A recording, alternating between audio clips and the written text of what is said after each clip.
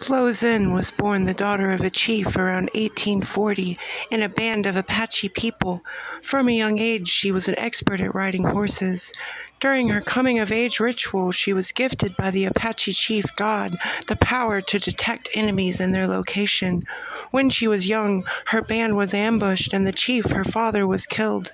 Lozen's brother Victorio became chief, and Lozen became not only the medicine woman of her tribe, but also a famed and mighty warrior, riding with the male warriors in her tribe. In 1848, the United States Army came. Apache leaders, including Lozen and her band, tried to have peace and moved to an area designated by the U.S. But the U.S. Army betrayed the treaty and invaded anyway, pushing Lozen and her band further west.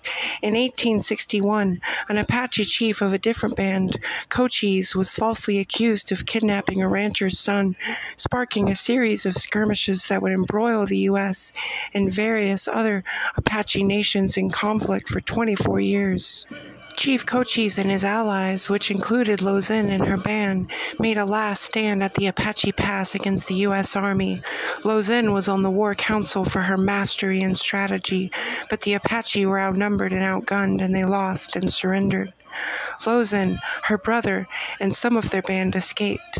The band was not only warriors, but women and children, and they split up, with Lozen leading the women and the children to safety. She had to split from the group to help a woman deliver a baby, and then Lozen stole the woman a horse so she could escape, and Lozen could return to the warriors. Trekking across the vast wilderness, Lozen tracked down her band of warriors, but they had been ambushed and her brother was killed. After Victorio's death, Lozen rode with Geronimo. In 1886, she joined him in a raid that freed 600 people from a U.S. Army prison camp in San Carlos, and supported him again in 1885 during his final escape from the reservation. Geronimo decided to surrender in 1886 to ensure the safety of his remaining followers. At this point, after 30 years of fighting as a warrior, Lozen was captured. She died while in U.S. custody of tuberculosis. Lozen's legacy is that of a divine warrior of her people, gifted by the Apache god to fight against injustice, but her legacy is also that her fight is not over. Even now, the U.S. government is continuing to not keep the treaties and giving Apache sacred land to mining companies.